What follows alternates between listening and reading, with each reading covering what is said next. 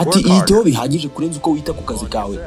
Noneho dore uri nirwo rufatiro rw'ibyo uzagenderaho wubaka ubuzima bwawe mu myaka 10 igiye kuza. Rimwe, hitamo uwo ushaka kuba we mu myaka 10 igiye kuza. Ese urashaka ubuzima bumeze gute mu myaka 10 igiye kuza? Nihe mitungo wifuza kuzaba ufite? Ese urashaka kuzaba ubona amafaranga uyavana mu biki mu myaka 10 igiye kuza? Muri iyi nkuru y'uyu munsi tugiye kurebera hamwe icyo usabwa niba ushaka kuzaba umuntu ukomeye mu myaka 10 igiye kuza. Iyi ni Tele Montagne Rwandaise, aya ni amasomo y'ubuzima. Mbere yuko dukomeza, banza ukande like kuri iyi video kandi ukore subscribe niba utarayikoze.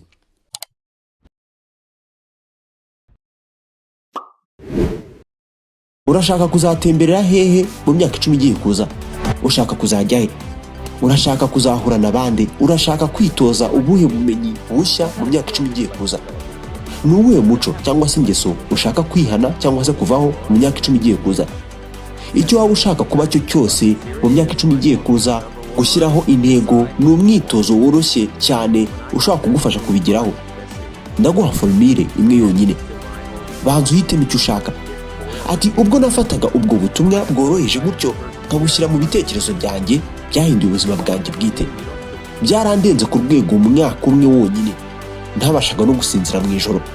Nta kindi nshaka kukubwira.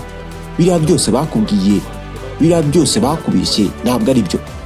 Kora cyane wihindura kurenza ikindi icyo ari cyo cyose muri ubu buzima. Ubuzima bwanjye bwarahindutse cyane umunsi ngenza gutyo. Ushobora kuba ufite umuryango, ugomba kwicarana nawo n'uwo muryango wawe ukababaza uti ese turashaka iki? Namaze kubona icyo nshaka, nawe mbwira icyo ushaka, noneho turaza kuba dufite icyo dushaka. Here's what I want, what do you want, and what do we want? Husband and wife have to sit down with the same strategy. What do you want? What do I want? Umugore n'umugabo bafite kwicarana bakabazanya bati dore icyo nshaka, nawe ushaka iki? Noneho dore ibyo twembi dushaka. Jya mu kigo ukoramo baza ngo dushaka iki? Abantu uyobora ese dushaka iki? Intego zimwe mu buzima ziba zihuriweho, izindi ziba ari za muntu ku giti cye. Iryo ni ryo hame rya mbere. Menya ngo ushaka iki, ugamije iki. Byandike ku rupapuro. Mu bitekerezo byanjye ntabwo wakubaka ubuzima bufatika mu mutwe wonyine cyangwa se n'umutwe wonyine. Ati isomo rimwe mu yo ntanga yerekeye cyangwa se ryerekeye imiyoborere ni iryitwa ngo ni gute dutekerereza ku rupapuro. Gufata ibintu utekereza mu mutwe ubundi ukabyandika ku rupapuro kugira ngo ufate umwanzuro cyangwa se imyanzuro ngombwa, kugira ngo ubitekerezeho, kugira ngo ubirebeshe amaso yawe. Rimwe na rimwe hari ibintu byinshi, ndetse akenshi ahubwo ibintu byinshi biba bibera mu bitekerezo byacu, byinshi cyane. Rero gufata bimwe muri byo tukabishyira ku rupapuro ku buryo tugenda tukabikoraho. Iki ni kimwe mu bitekerezo by'indashyikirwa uzigira ugeraho. Hitamo icyo ushaka, noneho ibyo ushaka bikure mu mutwe ubyandike ku rupapuro.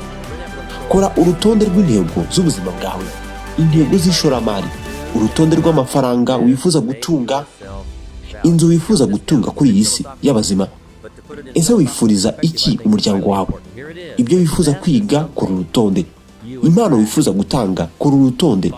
Umuntu wese ubyifuza yakora nk'uko ngo abashe kongera agaciro ke. Intsinzi ni ikintu dukurura mu buzima nka kumwe rukuruzi ibikora binyuze muri wa muntu duhinduka we muri ubu buzima. Intsinzi si ikintu ugeraho, oya. Ntabwo intsinzi ari ikintu twiruka inyuma. Intsinzi ni ikintu wikururira wowe ubwawe kubera umuntu uhinduka we. Rero kwikururira intsinzi, dore icyo ugomba gukora. Iyiteho bihagije, ikoreho wowe ubwawe.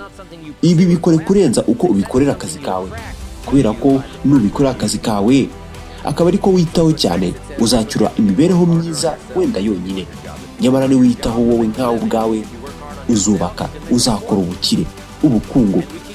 Mu masomo y'imiyoborere twigisha ko kugira ngo ukurure abantu bakunditse mu buzima bwawe beza, ugomba kuba ukunditse cyangwa se nawe uri mwiza. Iki gihe rero bisaba ngo ubanze wite ku gikundiro cyawe. Gukurura abantu biyemeza mu buzima bwawe, ugomba kubanza kuba uwo muntu. Bariya b'abanyembaraga, ugomba guhinduka uwo muntu. Abantu bazima, ugomba kuba uri muzima. Abantu bafite intego, ugomba kuba uwo muntu ugendera ku ntego. Aho niho bihera.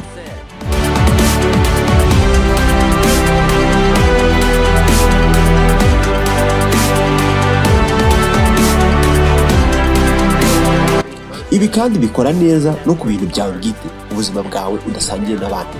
Ndakubwiza ukuri nk'uko bakunze kubivuga ngo nahinduka uriya muntu agahinduka buriya bwoko bw'umugabo, ngo nahinduka buriya bwoko bw'umugabo gukurura buriya bwoko bw'umugore nta kibazo kibirimo, nta n'icyo mbonamo.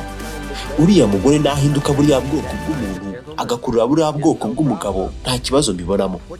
Umusinzi nakurura undi musinzi nta kibazo mbibonamo.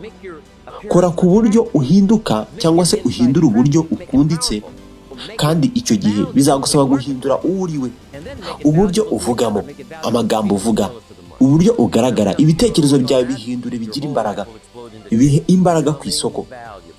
Noneho bihindure ubigire iby'agaciro mu bantu cyangwa se mu bandi. Genda ukore kuri ibyo bintu, ubuzima bwawe bwose buzinjira mu mpinduka zidasanzwe, uzahinduka umuntu w'agaciro. Ubu noneho dore ikintu cy'ingenzi, shaka igipimo upimiraho agaciro kawe. Uburyo bumwe bwo gupima agaciro kawe ni ugukora subscribe hano, ukajya udukurikira buri munsi. Dukora ibiganiro ku ngingo zirimo amakuru ndetse n'amasomo y'ingenzi yagufasha. Iyi ni channel yonyine cyangwa se umuyoboro ukugezaho ibintu nk'ibyo. Niba ushaka kuba umuntu ukomeye mu myaka 10 igiye kuza, hitamo icyo ushaka ubundi ubyandike ku rupapuro, ujye ubirebaho buri munsi cyangwa se buri gihe. Ntabwo ari cyo gipimo cyonyine uzagenderaho, gusa mu gihe udashaka kuyoboka ahantu cyangwa se n'ibintu kugira mushya muri ubu buzima, umeze nk'umuntu uri kwanga kwinjira mu muryango ufunguye kandi ariho hantu hari byinshi birenze dufite. Ugomba kwiga uburyo ucira urubanza ubuzima bwawe n'agaciro gupima. Nitwa Samuel Mugisha.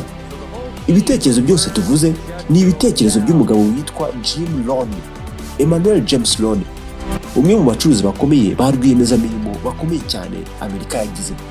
Yari umwanditsi, akaba umwe mu bavuze amagambo yahinduye ubuzima bwa benshi. Yakuriye mu gace kadashamaje cyane muri Idaho, ku buryo yari umukene ku myaka 25.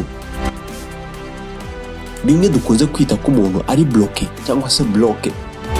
Ku myaka 31 yonyine yari umunyamiliyoneri utunze agatubutse biturutse ku mujyanama we Al Schoffer. Aho gukora ubucuruzi, uyu mugabo yagenze isi azenguruka mu bihe by'imyaka 40 yigisha abantu uko bahinduka, uko bakigenzura, uko babaho ubuzima bufite intego. Yarakunzwe cyane kubera ukuntu yumvaga kandi agafata intsinzi n'uburyo igerwaho mu buzima. Dusubire ubutaha rero, ntuzacikwe.